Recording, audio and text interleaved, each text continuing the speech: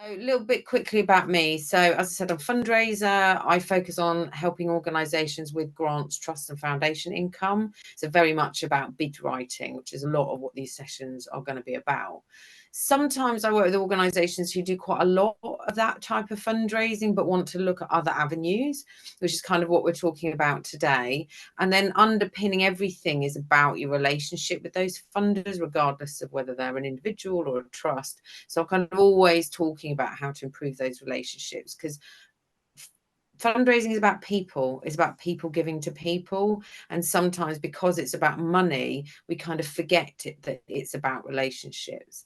And my main focus is arts and cultural organisations and Sussex grassroots organisations, which is kind of how I started to work with FFT, because I'm based in Brighton and they're based where I am. It's just a few of the organisations that I've been working with in the last year or so, but I'm also a trustee of Pelican Parcels. So I kind of sit in that world as well, of what it's like to be a trustee and raising for an organisation. Trustee is Pelican Parcels is a baby bank. So we work up to about 11, providing school uniforms, clothes, beds, nappies, all those kind of things that families need. So in this session, we've got 5 main things that we're going to cover. And at the beginning of each section, I'll have a kind of big number 1. What are the different fundraising options to you? Then we're going to look at how do you know which ones are right for you? So we looked at what the options are, how do you know which ones are right for you? Then what you might do, what are the practical kind of first steps you might look at to kind of increasing your income and looking at different income strands. And then really importantly, like, how do you get this started in your organisation? Because not everybody thinks of themselves as a fundraiser. Sometimes it makes people really nervous. So how might you start to think about that? And then just a few kind of sowing some seeds of other things you might need to think about. So the different options that are open to you. So this is where I'm going to start talking about the kind of language around different income streams. And fundraisers talk about things in really particular ways, but actually sometimes that terminology isn't particularly helpful when you're talking about it more generally. But before we go into it, I just want to kind of nod why we're looking at this, like why we're looking at these different options. And the reality is, the more kind of options you have and the more income streams you have, the more security you have and the more resilient you can be as an organization. You know, those during COVID who already had a good spread, when, I don't know, like events fundraising wasn't possible, they're able to lean more on other types of fundraising. But it's about, for me, finding your untapped potential. Like, there might be income streams that you're just not looking at yet. I'm not really a fan of that kind of low-hanging fruit phrase, because that's like you pick it once and it's done. But with fundraising, for me, it's about kind of long-term potential. And as I already said, it's about relationships. So it's about the opportunity to develop new relationships so you can do more of your amazing work. So I'm going to talk through some data in a sec, and I'm going to talk about the different types of fundraising, how big they are, you know, what that return on investment might be. But this top line data kind of looks generally at how big they are, what the risk might be, what the return on investment might be, cultivation timelines. So that's like how long it might take before it kind of makes you money or makes enough money back that it's got a good return on investment. And then really important, length of relationships. Some donor funder relationships have limited timelines, some don't. But this data that I'm going to share and talk about kind of comes with kind of caveat. Context is key, because charities really report in different ways. And whilst 97% of charities have an income of under $1 million, in fact, 82% have an income under 100,000, that, you know, we're the vast majority, all these small organizations doing things, but we don't quite report in the detailed way that some of the bigger ones do. And this data is becoming kind of thinner on the ground as people don't really share it. And it used to be the Institute of Fundraising did this report around all this stuff annually, but they've stopped doing that. And obviously COVID will have had an impact. So it's kind of just giving you some broad brushstrokes to help you understand where you might want to start thinking about investing, you know, your time and resource. So there's 4 main areas of fundraising here I'm going to talk about. Grants, trusts and foundations. Those are ones where they're set up for you to write an application or send a letter. And we're going to talk in more detail in other sessions about how we might find those grants, trusts and foundations and what we might write to them when we're asking for money. Those types of funders, you send your letter, you send your application, they'll take about 6 to 9 months to get back to you. Most of the time you're looking at 1 to 3 years for a grant. Sometimes, they'll keep funding you year on year, but increasingly they're saying, look, we funded you for 3 years. We need to be looking at supporting other organizations. So they might stop funding you at that point. But the size of that pot is £6.5 billion. So there are approximately 8,000 grant giving trusts out there, and they give out that huge amount of money. And the return on investment, generally, we say 10 to 1. So that's saying, well, for every pound I need, I'll apply for 10. But also for every 10 applications I put in, I'll probably get 1 yes and 9 no's. So you have to be quite resilient because you're going to get lots of no's, unfortunately. National Lottery community, National Lottery distributes its money through 12 different distributors, and that pot is 1.65 billion a year. Again, 6 to 9 months. They have some 5-year pots. So you might have heard of National Lottery Community Fund or Heritage Lottery Fund, Sport England. Those are all lottery distributors. People are often surprised by how small the corporation pot is compared to the others, because they're the loudest about their giving for obvious reasons. That pot is 362 million, so much, much, much smaller than the ones I've talked about so far. So corporations, it might take you 2 years to get a business to give you sponsorship, and they might lose interest in 3 years. And if that member of staff who was the one championing you leaves, you may not have a long-term relationship. But the thing about corporations is they're full of individuals. And actually, if you can develop relationships with those individuals there, they may become your donors as well. So I'm not saying don't do corporates because it's a small pot, but I'm saying sometimes corporate relationships are about opening the doors to lots of lovely individuals who want to support you. So when we talk about individuals, we tend to talk about relationship fundraising, and that comes in kind of 4 main categories. Individual giving, that might be giving you like £5 a month, £10 a month, whatever it is, to a charity or organisation that you're really passionate about. The size of that pot is £10.3 billion. So, you and me doing our £1 a month, £10 a month, whatever it is, really, really adds up. It might take time to develop that relationship, but once somebody's giving you that £5 a month, they might do that for the rest of their life. As long as you manage that relationship well and they're really happy about what you're doing and they see the impact, etc. Major donors, those are people giving, well, you can think about it in 2 ways. You can think about people giving large pots of money, or people who are giving large amounts for them. If I was to give a charity £1,000, I would consider that a major donation because that's a lot of money to me. But the organisation might only consider, big charities might say, well, you've got to give over 50 to be a major donor, and that might exclude me a bit. But they're giving out huge amounts of money. But there's obviously far, far, far fewer of them because they're giving out these big chunks of money. And those relationships, again, take time, but again, they can be permanent. When we talk about legacy, talking about gifts in will, again, huge and growing pot of money. The thing about legacy is, you just never know when they're gonna come through. The sad thing about legacy is it is about somebody dying and somebody remembering you in their will, and that might take 30 years or it might take 3 years for them to pass away and for their will to come through to you. But they say on average about 4.4 years. But if somebody's giving you £10 a month, 30 years, you should be talking to them about a gift in will. And that is a really large pot of money. It's a really growing pot of money, very large return on investment, but it's about really long-term thinking, and not all organizations are set up to do that. Pelican Parcels, where I'm a trustee, we're only 5 years old. We haven't even started to think about legacy. We've barely got an individual giving campaign going. These things just take time. And then events, again, this is a really public bit.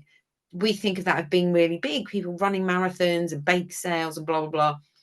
135 million Actually, it's quite a small pot of money. But what those events do is they give you an opportunity to meet loads of people. I'm going to talk about the individual giving pyramid in a second. So just a little bit more detail on those trusts and foundations. That's 6.5 billion. So it sounds like a lot, but actually when you start to break it down a bit, it's not as many as you think it is. So Wellcome Trust alone is huge. They gave out 349 million year before last.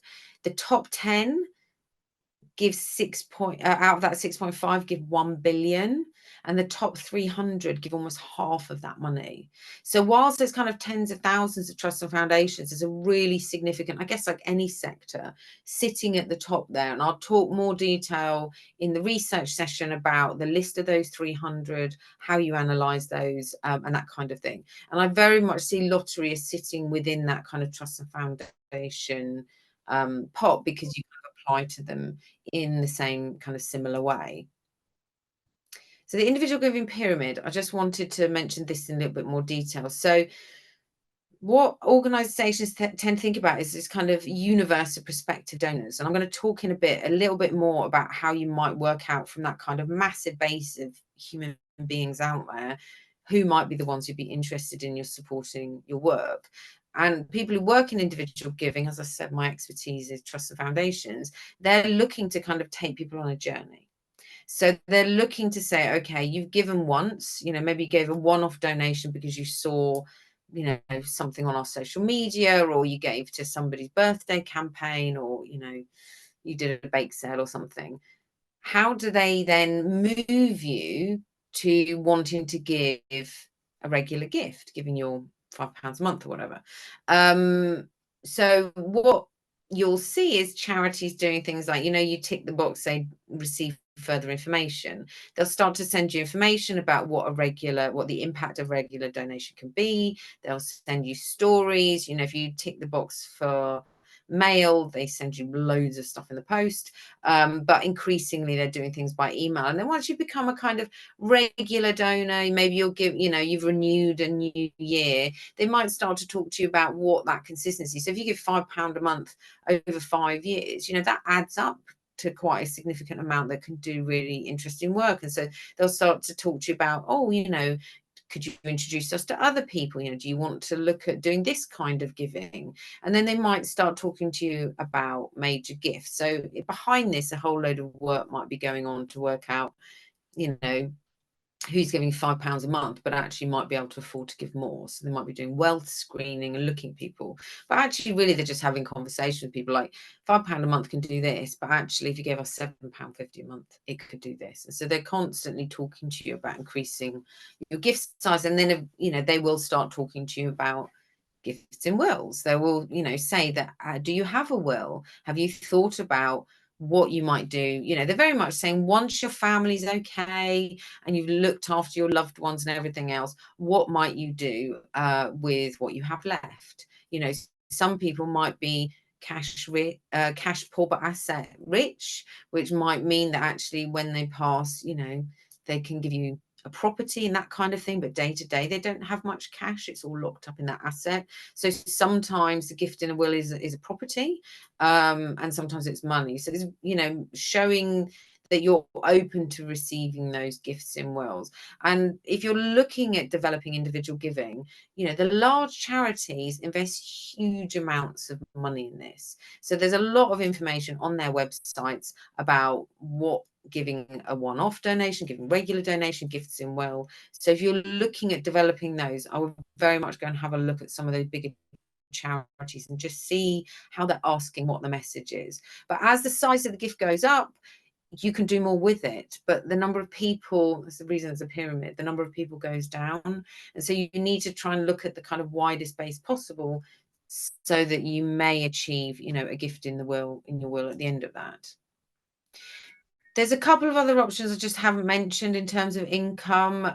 Government spending, there's a whole load of money that comes out through kind of, government endowments, arm's length bodies, contracts with the local authorities. It's a significant amount of money, £15 billion. Lots of charities earn money. They might have a charity shop or sell merchandise. They might run events. There's different ways that they might earn income. That data varies quite a lot, quite hard to get hold of. And then there are social investment funds, which are a bit like a grant and a loan, but they get paid back in different ways. So some of the money might be paid back, but some of it doesn't get paid back if you achieve certain social impact. They're quite complex, but I'll just mention that in case anybody wants to look into that. Oh, I clicked, but I didn't move. Let's try again. So I've just talked about a whole load of different options. How do you know which of those are right for you? So it's about investing and planning. Luck doesn't work. It's really clear that charities who kind of invest and plan it longer term see those results.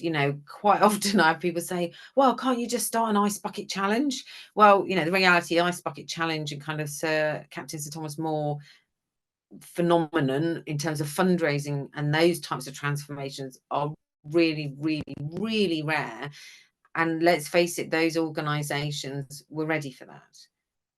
You kind of need to be ready so that when suddenly you get a load of attention, if you suddenly get a load of attention, that there's a donate now button on your website, that there's a way of people giving regularly, that's really clear information about how people can help. So, maybe you'll be lucky enough, but you've got to be ready. And you need, and investing and planning is about time and it's about people. So it can feel a bit like bingo because there's all these options. I didn't even mention eBay, auctions, I didn't mention door-to-door or street fundraising. You might feel like you need to have a ball every year or that kind of thing, run a crowdfunding campaign. And you feel a bit like you've got to like cover everything. And then you're like, bingo, I've succeeded at fundraising. But the reality is, it's not bingo. You need to find the right mix that works for you. It's not about going through every one of those and going, I'm going to do all of these. I love this quote by Giles. Link to the article there. He's an incredibly experienced fundraiser, led the transformation of fundraising at NSPCC and various other things. And his view on this is that you start with people. You start with your existing supporters and your potential supporters, and then decide from the myriad of possibilities how best to reach them. Don't structure your fundraising plan around that kind of bingo list of things, disciplines that you want to cover. You are unique, and you're addressing a specific need. People and organizations will want to engage and support with you. So that's where you need to start.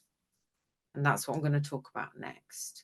So what are those practical steps about working out where you can start? So I'll often start by thinking about, well, why is someone going to support us? Like, okay, we want people to give us money so we can do our brilliant work, or maybe we want them to give us time. With Pelican, we want, it's a baby bank, we want people to give us stuff. Want baby grows and beds and things. Sometimes it's not just money that you want, but why are these people supporting us? Well, they're supporting you because they see the social benefit of what you do. They see the impact on either their community, society around them. Sometimes they're interested in the activities you deliver. It might be because, you're running a food bank and they think the food banks need to be run. It might be that they've seen some of your, face-to-face activities and they think, oh, they're really fun or they're cool. In the cultural sector, it might be about the workshops you run, that kind of thing. Sometimes it's who you work with. We are all drawn to different types of organizations. I'm not an animal charity person. I'm drawn to organizations that work with people. And I tend to be more drawn to organizations who work with children and families. That's just my personal preference. No charity is right for absolutely everybody. So they might be interested in the community that you work with. For some people, it's about that cultural and economic value. If you're an arts organization, it might be that they think, that dance or that music or whatever it is you do, craft, is really important to our culture, their culture, whatever it is. And sometimes it's because they see that economic value argument, like, actually, if we invest in, I don't know, housing for homeless people, there'll be less people on the street, which costs less money. So actually, it's not just a cultural value. It's not just because you work with homeless people, but it's actually because ultimately it saves money, it helps people, etc. Corporates tend to be interested in your audience. So a lot of corporates are looking for a partnership because the audience for their work is the same as the audience of people who might support your work. So you might see it, for example, with, I don't know, you go into Marks and Spencer's, you've got a food bank charity being supported in the food hall. You've got a breast cancer charity supporting the lingerie department. You know, it might be that certain times of the year they're supporting armed forces charities with the poppies outside, or, you know, they're doing the, what's it called, the big tea party thing that Macmillan do. You know, like they're because those people are buying cakes, so they're connecting with that audience. So, you know, sometimes their motivation is that audience piece. Sometimes they're just connected to the cause. You know, we all have lived experience, and some of the donations I make are to do with my own lived experience. And so some people just are really connected to what you do in that way, whereas other people slightly sit outside it, seeing just general social benefit. Sometimes personal values, you know, like I just feel this needs to happen in the world. I just think this is what makes a good society or a good community. Faith is important to think about. You know, different religious groups give in different ways and are motivated perhaps because their religion says they must give 10%, or they must give in this way, or at certain times of year. So understanding if there are faith-based groups interested in your work, you know, why are they supporting you, how might they give? And then the last one, social proof. Sometimes people give because they see other people doing it. That's kind of what happens with things like Facebook fundraisers. That is what happens with things like, you know, the Ice Bucket Challenge. They've done it. They look good. I'm going to do it. So increasingly, we see people giving on social media and giving in that way as social proof because other people like them are doing it. So they think they should be doing it. Sometimes they have no connection to the cause other than that. You know, social proof might be something, you know, like supporting my friend because they're running a marathon, but actually that's not a charity I would normally support. So I'm doing it for support for them. So maybe I'm doing it because I want to post something on social media. So when you're thinking about why somebody would support you, the next thing to think about is these three things. I'm going to go through each of these in detail next. These are real fundraising terms. I don't know if I've ever really used these words in any other setting, but fundraisers talk about affinity, propensity, and capacity. And I'm going to talk about each of these. So the idea is that if somebody fits those three, you know, the Venn diagram of overlap. But if somebody has capacity to give, if they're not connected to your cause, they're not going to give. So we just go through each of those. So affinity is the link. That's a link to your cause. Like, do they have a connection to your work in some way? You know, I talked about those motivations to give. Are they, you know, emotionally, socially, whatever it is, linked to what you do? Do they have an affinity with you in some way, shape, or form? I've said about preferences. Like, I do not have an affinity to animal charities.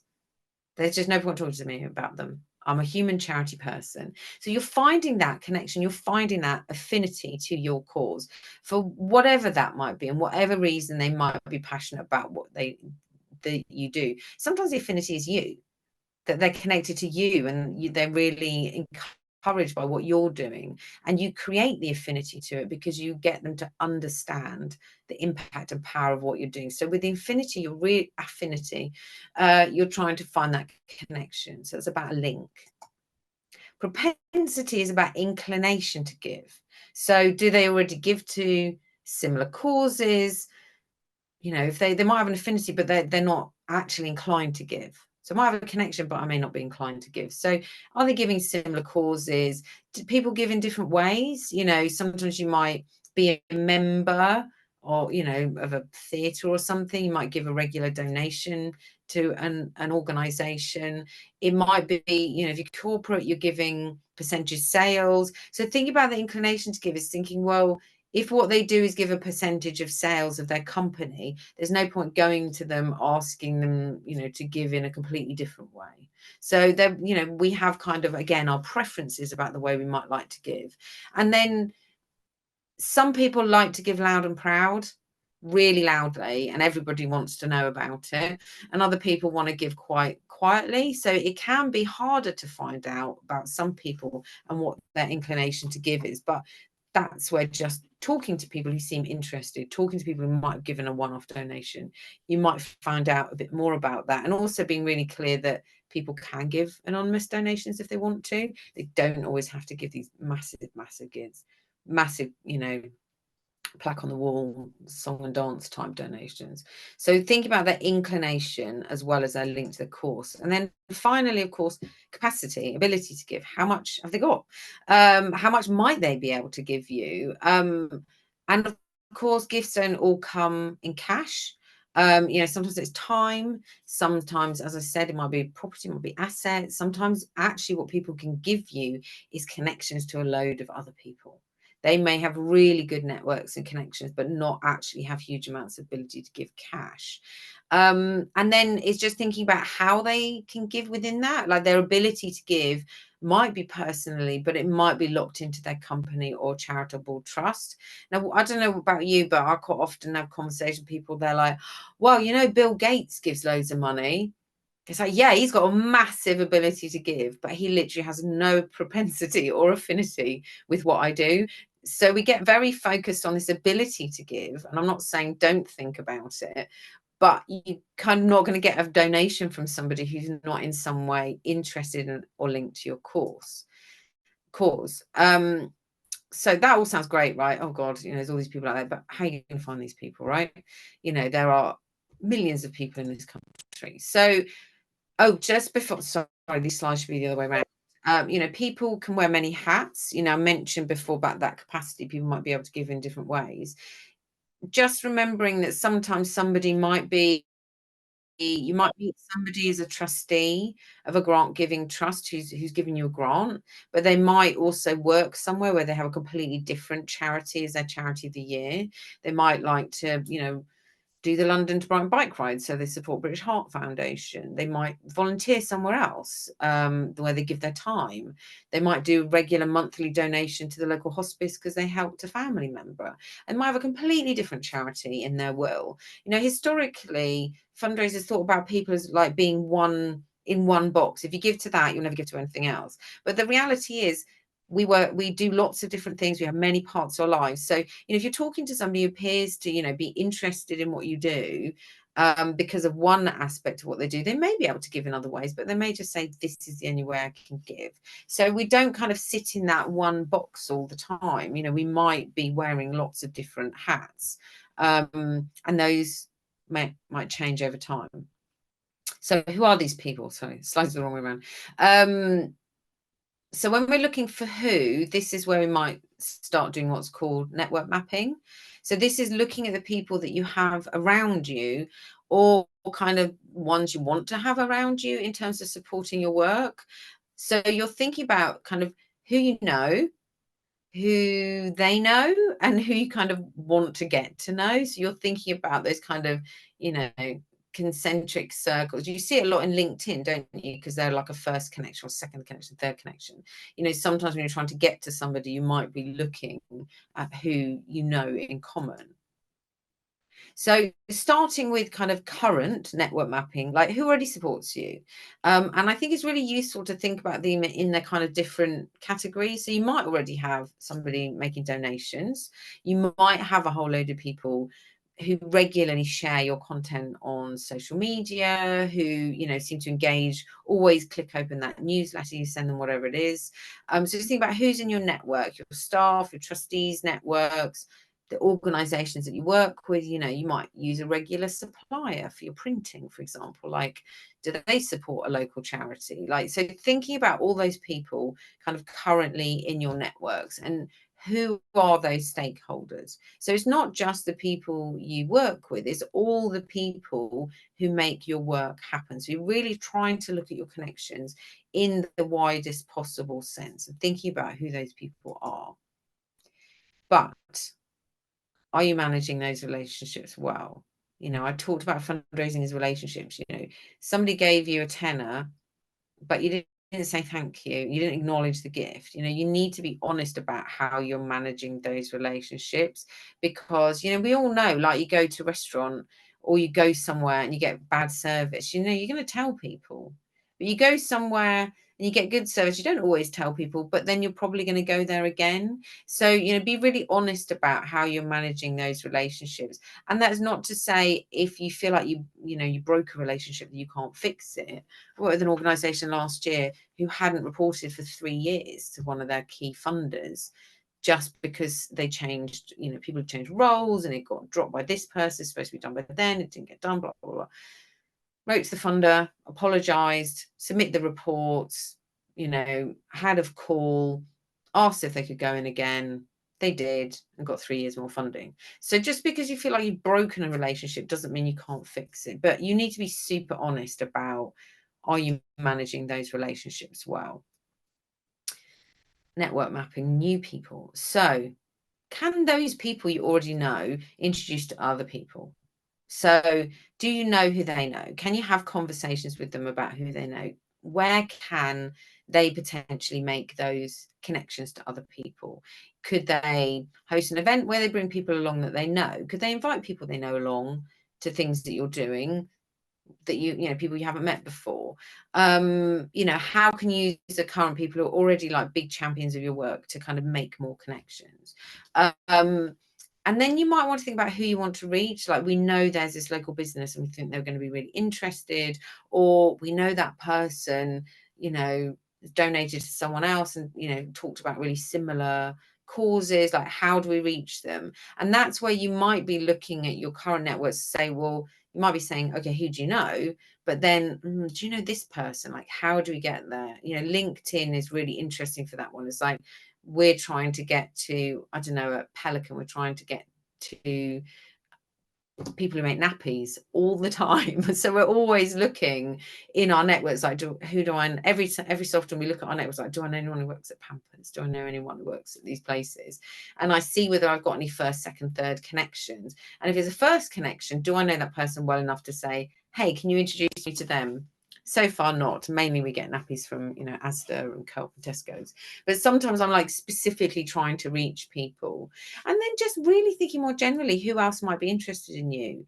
And if you think about who might be interested in you, where are they? Like, are you going to the places they are? If you're trying to think about businesses, are you going to networking events? If it's about people who might be interested in the activities that you run, are you going to the types of places that they are? So, how do your current connections get to new people? Who do you actually want to get to? And then what are the types of people you want to get to? Who else might be interested in you? So when you think about mapping new, you're really thinking about kind of 3 different groups of people. This all seems quite a lot and quite scary, doesn't it? I really understand fundraising can seem quite scary. How can you get people in your organization to help with fundraising? So we talked about network mapping. That's a really clear linear exercise, right? But I think it can feel like you need all these kind of plans and charts, and, like fundraising can feel like you have to have this strategy and you have to have this, that, and the other. I'm not a big fan of fundraising strategies. I'd much rather have a plan that says, I'm going to do this, I'm going to do that, and I'm going to do that. Like, I find fundraising strategies talk a lot about what you might do and not what you're actually going to do. So I always talk in really practical terms and what you can actually just get on with. So given that fundraising is about relationships, people give to people, right? Your team is already amazing at developing relationships and partnerships. It must be, because otherwise you wouldn't do what you do. You are trusted individuals within your community, or trusted individuals with the partners you work with. Like, you already do so much of what is needed to be done with fundraising, which is going and talking to people about your work. But what we need to do, what you need to do within your teams, is make it less scary when those conversations are about fundraising. So how can we make fundraising a bit less scary? Well, talking about money is hard. Like, culturally, we don't talk about money. How do you start having conversations about fundraising in your organization? What are the ways you can do that? Is it about saying, hey, I did this training, have a watch, here are the slides? Is it about, look, we need to just start talking about this, it's going to be an agenda item on our weekly meeting? Is it about saying, okay, we're going to do these 3 things this year, we're going to all do a Facebook fundraiser, and that might get us starting to talk about fundraising to our friends? We're all going to you know, like I'm trying to do more on my LinkedIn with, you know, other businesses or whatever, because Pelican, we want more corporate partners. So, you know, how am I doing a little bit more of those kind of things? But, you know, getting people to do some small things that might lead to some conversations about fundraising might be a way, you know, to get going on that. But actually, I think just really talking to your team and saying, look, we need to raise money to do the work. Like, what are the ways we could think about doing that? And then, you know, I've talked about being a trustee. Have you got anyone on your board who's got experience of this? You know, organizations who have a trustee who knows about fundraising generally do well in fundraising for obvious reasons. Like, can you get some voluntary support around that? Could you have, you know, if you're a membership organization, are any of your members fundraisers or have expertise in that area? And then how could they be part of that network mapping? You know, I think network mapping can sound a bit like, oh, just write a list. But actually, if you were kind of thinking quite creatively about it, like, let's look at these groups of people that we might know, or who do we know over there? You know, how could they be part of that process to start those conversations? And then, you know, it's a really blunt question, but actually, do they just feel comfortable talking about your work and your impact? You know, when we work in organizations, we can get quite, you know, focus on the bit that we do, but do they know the kind of, you know, elevator pitch, as they call it, for the whole organization? So elevator pitch is like, you know, being able to summarize what you do in a minute.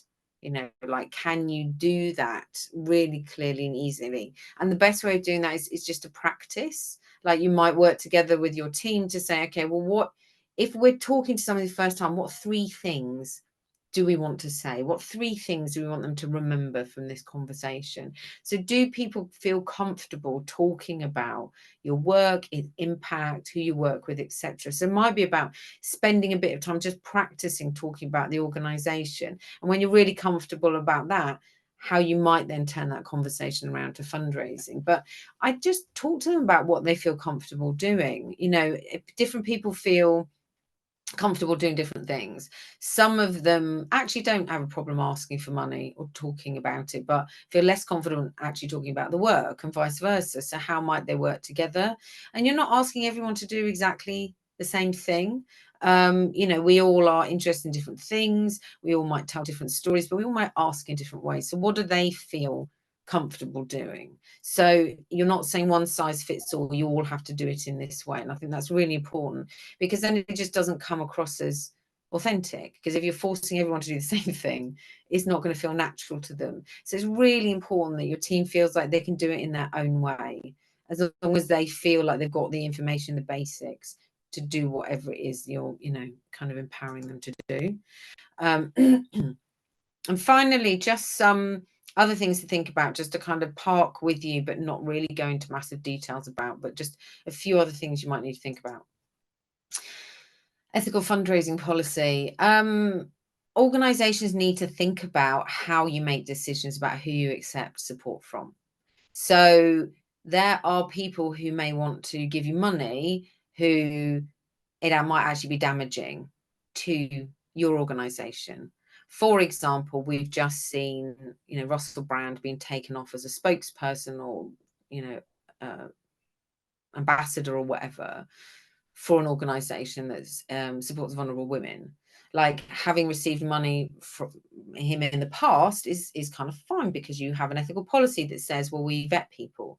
But receiving money from them in the future might damage your reputation. And if somebody makes a donation to you, it's actually quite hard to reject a donation once it's been given. So if your ethical policy kind of talks about how you make decisions about who you receive money from, it will help you down the line. You know, some people might say, well, we don't want money from gambling.